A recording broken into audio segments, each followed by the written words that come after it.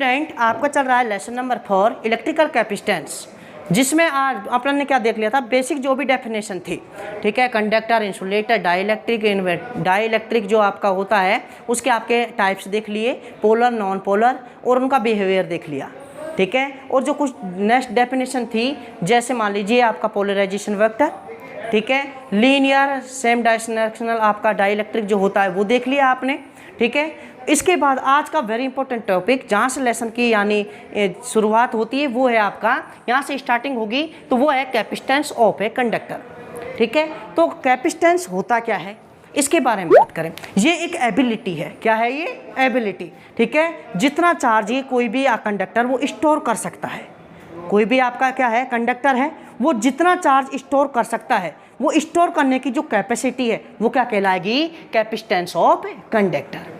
Clear है, ये एक एबिलिटी है। और ये आप जानते हैं, देखिए समझे कि अगर मान लीजिए आपने नेक्स्ट जो प्रीवियस आपका जो चैप्टर था, लेसन था, उसमें आपने क्या देखा कि प्रीवियस लेसन में इलेक्ट्रिक पोटेंशियल देखा, V इजिकल टू क्या होता है आपका, KQ/R होता है, नहीं होता, ठीक है। तो यहाँ से देखा कि जो इलेक्ट्रिक पोटेंशियल होता है, आप देखते हैं कि अगर किसी भी कंडक्टर को चार्ज दिया जाता है, ठीक है, तो जब चार्ज बढ़ेगा, इंक्रीज होगा, तो उसका पोटेंशियल बढ़ेगा या नहीं बढ़ेगा, इंक्रीज होगा, ये तो आप जानते हैं। तो किसी भी अगर कंडक्टर को चार्ज दिया जाता है, किसी भी कंडक्टर को चार्ज गिवन दिया जाता है, प्रोवाइड कराया जाता है, तो उसके इलेक्ट्रिक पोटेंशियल में क्या हो जाती है, इंक्रीमेंट हो जाता है, ये तो क्लियर है। और जितना चार्ज दोगे उतना ही उसमें इलेक्ट्रिक पोटेंशियल में क्या हो जाएगा आपका, यानी इंक्रीमेंट हो जाएगा, क्लियर है।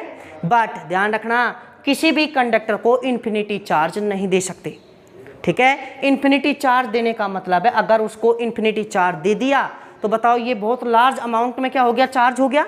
तो इन्फिनिटी चार्ज देंगे तो उसका इलेक्ट्रिक फील्ड इतना ही लार्ज होगा, भाई जितना चार्ज देते हैं उसके अकॉर्डिंग सराउंडिंग जो एरिया होता है वो इलेक्ट्रिक फील्ड होता है। और इलेक्ट्रिक फील्ड आपका जैसे आपने इन्फिनिटी चार्ज दिया तो सराउंडिंग एरिया बहुत ज़्यादा बढ़ जाएगा, ठीक है।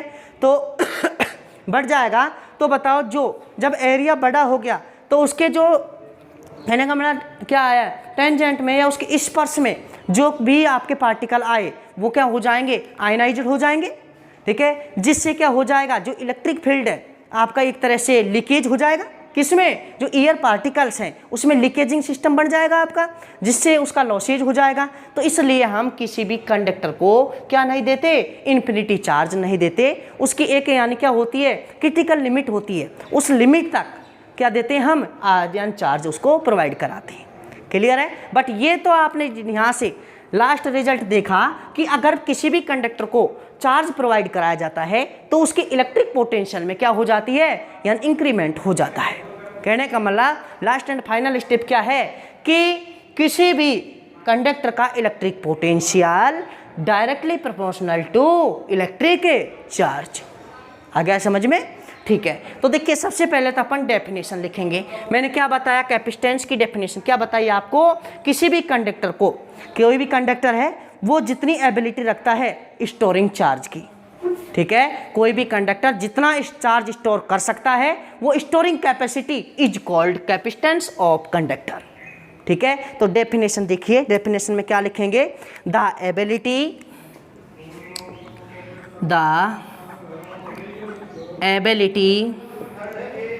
Of conductor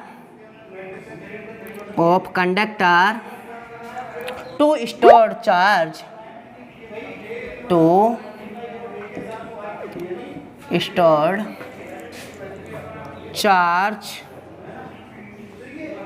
charge is known as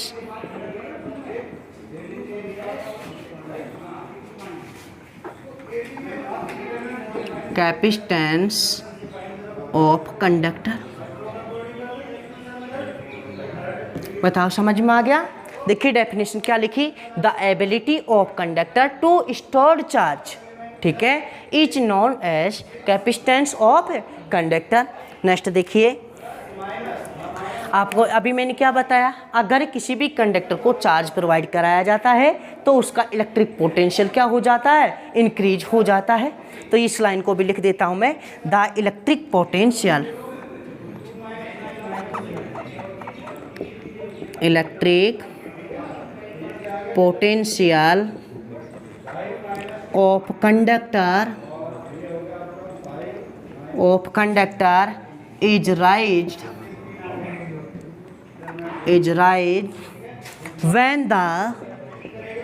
when the charge is given to it। ठीक है, we know that electric potential of conductor is raised when the charge is given to it। यानी किसी भी कंडक्टर को क्या दिया जाए, चार्ज दिया जाता है तो उसके इलेक्ट्रिक पोटेंशियल में क्या हो जाता है, इंक्रीमेंट हो जाता है। क्लियर है। देखिए नोट में भी लिख सकते हैं कि किसी भी कंडक्टर को इन्फिनिटी चार्ज प्रोवाइड नहीं कराया जाता। तो देखिए इसको नोट में लिख लेता हूँ। नोट में क्या लिख सकते हैं आप, नो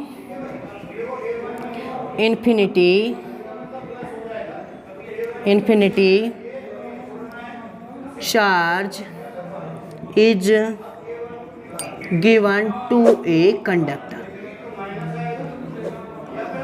ठीक है, रीजन मैंने बता दिया कि अगर मान लीजिए इन्फिनिटी चार्ज अपन प्रोवाइड करा देंगे तो उसका सराउंडिंग एरिया जो इलेक्ट्रिक फील्ड है वो उतना ही क्या हो जाएगा, लार्ज हो जाएगा। और जितना लार्ज हो जाएगा तो उसके जो संपर्क में एयर पार्टिकल आते हैं वो आयनाइज होकर किसका करेंगे, इलेक्ट्रिक फील्ड का लॉसेज करेंगे। ठीक है, जिसके कारण इन्फिनिटी चार्ज उसको प्रोवाइड नहीं कराया जाता। तो देखिए the charge given to a conductor, the charge given to a conductor is directly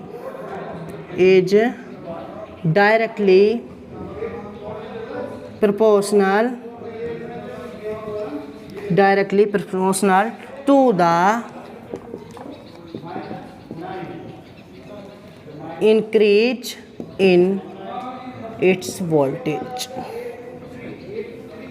देखिए ये लाइन समझे कि किसी भी कंडक्टर को जब चार्ज दिया जाता है तो वो डायरेक्टली प्रोपोर्शनल होता है किसके, इंक्रीज इन इट्स वोल्टेज यानी इलेक्ट्रिक पोटेंशियल। तो देखिए क्या हो जाएगा, यदि मान लीजिए आपने क्या दिया, उसको क्यों चार्ज दिया, जो चार्ज है उसको किससे डिनोट करते हैं, क्यों से। मान लीजिए किसी भी कंडक्टर को क्यों चार्ज दिया तो मान लीजिए उसका जो इलेक्ट्रिक पोटेंशियल इंक्रीज हुआ, मान लीजिए वो कितना हो गया, V। तो क्या होगा, जाएगा वहाँ से क्यों प्रोपोर्शनल V। तो देखिए इफ क्यों charge is given to a conductor and its potential is raised by V, then देखिए समझे, यहाँ से किसी भी कंडक्टर को कितना चार्ज प्रोवाइड कराया अपन ने, क्यों, तो उसका इलेक्ट्रिक पोटेंशियल कितना बढ़ गया, कितना इंक्रीमेंट हो गया, V। और हमने ये लाइन क्या लिखी है कि electric potential of a conductor, यहाँ से देखिए डायरेक्ट प्रोपोर्शनल टू यानी वोल्टेज होगा। तो यहाँ से क्या हो गया फाइनल, बताइए आपका क्यों प्रोपोर्शनल क्या हो जाएगा, V। क्यों प्रोपोर्शनल क्या हो जाएगा, V होगा या नहीं होगा। जितना चार्ज दोगे उतना ही वोल्टेज क्या हो जाएगा, इंक्रीमेंट हो जाएगा। तो यहाँ से क्यों जब प्रोपोर्शनल हटा दें तो क्या लगाते हैं, कांस्टेंट। तो क्या लगा दिया C और ये क्या हो गया V। तो देखिए यहाँ से C क्या है आपका, कांस्टेंट है। क्या है, कांस्टेंट। और इसे C को ही क्या कहते हैं अपन, capacitance of a conductor. Capacitance of conductor. बताओ समझ में आया नहीं आया। ठीक है, सीधी सीधी एक लाइन क्या है कि ये एक कैपेसिटेंस क्या है, एबिलिटी है ऑफ ए कंडक्टर, जितना वो चार्ज स्टोर कर सकता है। ठीक है, और ये वी नाउ डेट कि electric potential of a conductor is raised when the charge is given to it, यानी किसी भी कंडक्टर को चार्ज दिया जाता है तो उसका इलेक्ट्रिक पोटेंशियल क्या हो जाता है, इंक्रीज हो जाता है। यानी क्या कह सकते हैं कि अगर किसी भी कंडक्टर को चार्ज दिया जाए तो उसके माने इलेक्ट्रिक पोटेंशियल है, जो चार्ज है वो directly proportional to electric potential. तो क्यू प्रोपोर्शनल क्या हो जाएगा आपका V। तो यहाँ से क्यू इजिकल टू कॉन्स्ट यानी प्रोपोर्शनल हटाया तो क्या लगा दिया C क्या है कांस्टेंट, जिसे कैपेसिटेंस ऑफ ए कंडक्टर कहते हैं। आ गया। यहाँ से C बताइए क्या हो जाएगा आपका, C इजिकल टू क्या हो जाएगा Q अपॉन V। क्या हो जाएगा Q अपॉन V हो जाएगा। हो गया नहीं होगा। तो बताइए यहाँ से ये जो इलेक्ट्रिक आपका कोएफिशिएंस है वो क्या है कि given charge end voltage increase का क्या है रेशो, क्या है रेशो इज कॉल्ड क्या होगा कैपेसिटेंस होगा। ठीक है। तो देखिए यहाँ से क्या लिख सकते हैं इसे, यहाँ से the ratio of given charges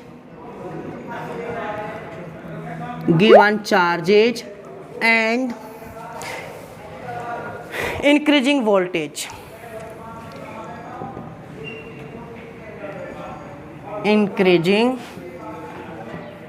voltage is called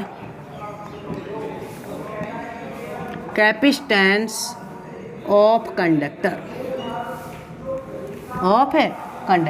यानी जो चार्ज आपने प्रोवाइड कराया और उसकी वजह से जो इंक्रीमेंट हुआ किसमें इलेक्ट्रिक पोटेंशियल में, उनका रेशो क्या कहलाएगा आपका इलेक्ट्रिक कैपेसिटेंस कहलाएगा। क्या कहलाएगा कैपेसिटेंस। मान लीजिए आपने एक लाइन और ऐड कर, अगर मान लिया वोल्टेज कितना मान लिया अपन ने 1 वोल्ट, कितना मान लिया 1 वोल्ट।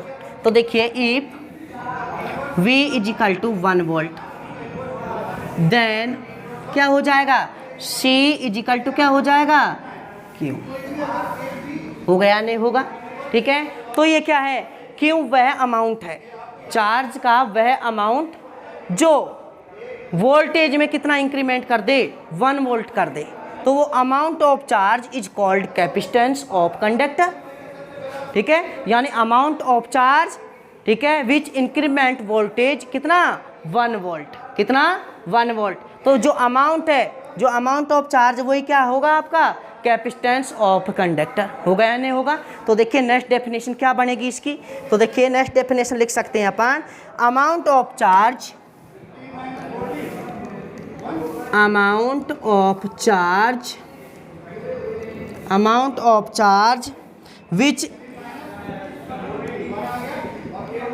which increase the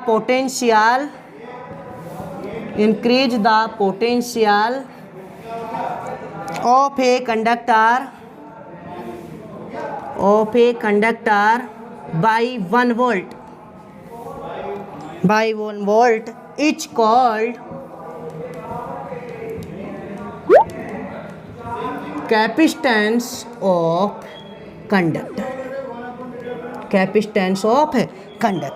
बताओ समझ में आया कि अमाउंट ऑफ चार्ज का वह अमाउंट जो इलेक्ट्रिक पोटेंशियल में कितना इंक्रीमेंट कर दे 1 वोल्ट कर दे, तो जो अमाउंट ऑफ चार्ज है वही क्या होगा आपका इलेक्ट्रिक कैपेसिटेंस होगा।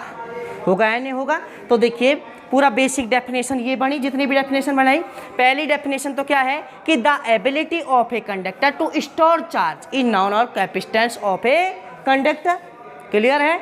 जो एबिलिटी है, जितना वो चार्ज क्या कर सकता है स्टोर कर सकता है कोई भी कंडक्टर, तो वो storing ability is called capacitance.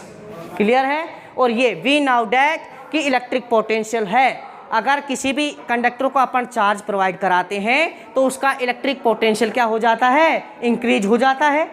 यानी लास्ट डेफिनेशन क्या कहें कि जो इलेक्ट्रिक पोटेंशियल है वो इलेक्ट्रिक चार्ज के डायरेक्टली क्या होता है प्रोपोर्शनल होता है।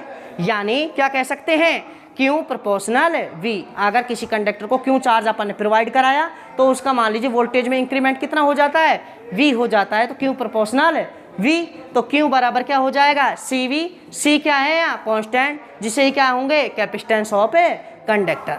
C क्या हो जाएगा Q अपॉन V। तो the ratio of given charges and increment voltage is called capacitance of conductor. And देखिए if voltage V is equal to कितना मान लिया 1 वोल्ट, तो जो ये चार्ज C बराबर क्या हो जाएगा Q। तो ये चार्ज जो अमाउंट है, चार्ज का जो अमाउंट है वो कंडक्टर के जो इलेक्ट्रिक पोटेंशियल उसने कितना इंक्रीमेंट कर दे 1 वोल्ट। तो जो अमाउंट ऑफ चार्ज है इज कॉल्ड इलेक्ट्रिक कैपेसिटेंस।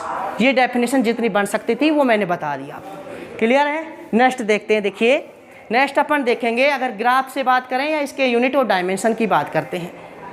देखिए नेक्स्ट बात करते हैं अपन। एक तो ये ध्यान रखना किससे रिप्रेजेंट करते हैं इसको, सी से। जो इलेक्ट्रिक कैपेसिटेंस है उसको किससे रिप्रेजेंट करते हैं, यानी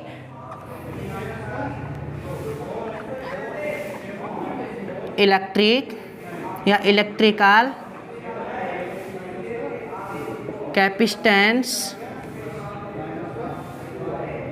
डिनोटेड बाई सी। ये तो बता दिया आपको।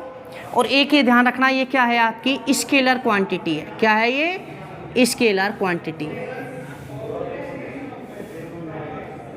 ठीक है, ये कैपेसिटेंस के बारे में होता है आपका। अगर इसके बात करें अपन यूनिट की, किसकी बात करें? यूनिट की बात करें तो यूनिट क्या है? आपने पढ़ा Q इजिकल टू क्या होता है, CV।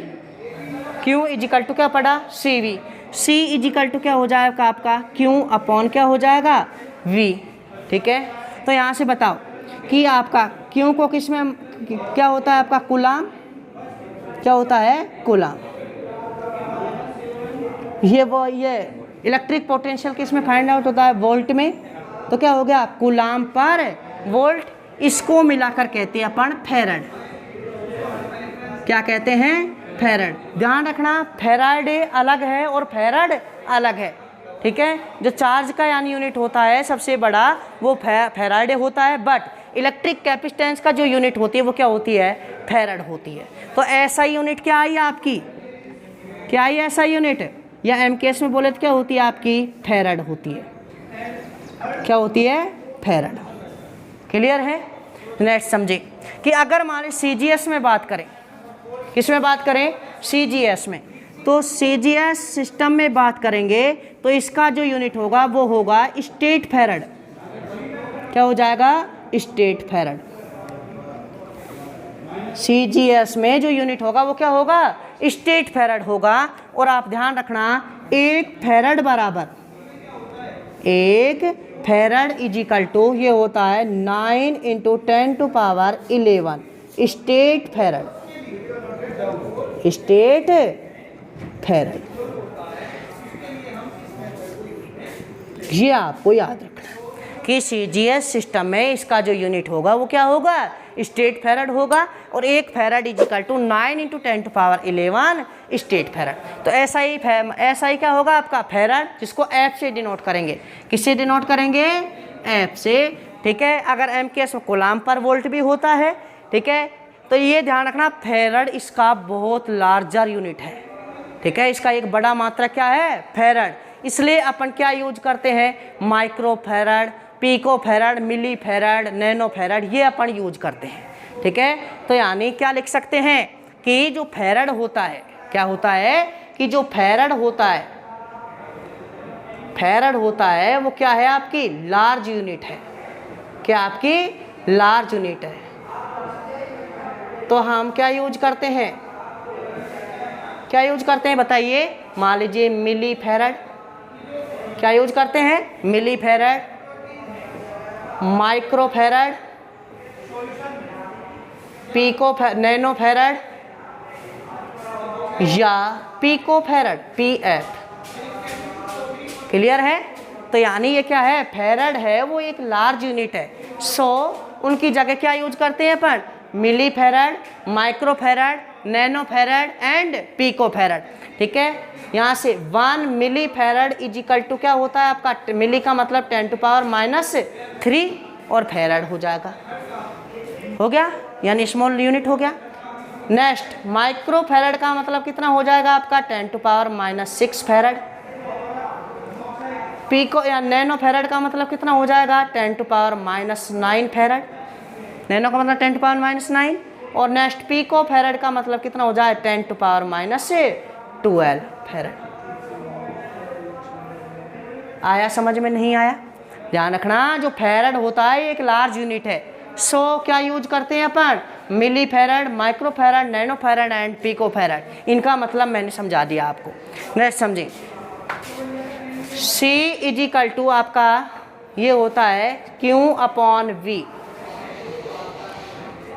ये होता है आपका, अगर मान लीजिए 1 कूलाम की बात करें, कितने कूलाम हो, 1 कूलाम, और नीचे कितने वोल्ट हो, 1 वोल्ट हो, तो फेराड कितना होगा, 1 फेराड। कितना होगा, 1 फेराड। होगा नहीं होगा, ठीक है। तो 1 फेराड की डेफिनेशन क्या बनी, अगर किसी भी कंडक्टर को 1 कूलाम चार्ज प्रोवाइड कराया जाए और उसके इलेक्ट्रिक पोटेंशियल में कितना इंक्रीमेंट हो जाए, 1 वोल्ट, तो यानी उसकी जो कैपेसिटेंस है वो कितनी होगी, 1 फेराड होगी। क्या होगी, 1 फेराड होगी। देखिए, तो यहाँ से 1 कूलाम और 1 वोल्ट इजिकल टू 1 फेराड। तो डेफिनेशन क्या बनेगी 1 फेराड की, when 1 coulomb charge is given to conductor, its potential increase by 1 volt, the capacitance of conductor is called 1 farad. यानी 1 कूलाम चार्ज प्रोवाइड कराया जाए और उसके इलेक्ट्रिक पोटेंशियल में कितना इंक्रीमेंट हो जाए, 1 वोल्ट का इंक्रीमेंट हो जाए, तो वो इंक्रीमेंट जो हुआ है ये वो क्या कहलाएगा आपका, जो ये वैल्यू आएगी, जो क्या होगी, उसकी जो कंडक्टर, उसकी जो एबिलिटी ऑफ चार्ज स्टोरिंग है वो कितनी होगी, 1 फेराड होगी। क्या होगी, 1 फेराड। तो ये हो गई यूनिट के बारे में बात। ऐसा यूनिट फेराड होता है, CGS यूनिट स्टेट फेराड होता है। 1 farad is equal to 9 × 10⁻11 statfarad होता है। और जो आपका फेराड है वो एक लार्ज यूनिट है, सो डैट हम we use milli farad and micro farad and यानी nano farad and pico farad. Milli का मतलब 10⁻³ माइक्रो का मतलब 10⁻6, नैनो का मतलब 10⁻9 और पिको का मतलब 10⁻12। और यहाँ से 1 फेराड की आपने डेफिनेशन बना ली, ठीक है। अगर बात करें इसकी डायमेंशन की, किसकी बात करें, डायमेंशन, तो देखिए डायमेंशन क्या हो जाएंगी, डायमेंशन की बात करें तो डायमेंशन क्या होगी इसकी, देखिए C equal to Q upon V। Clear है। तो यहाँ से ये कितना हो जाएगा आपका, ये चार्ज है, चार्ज का क्या होगी डायमेंशन 80।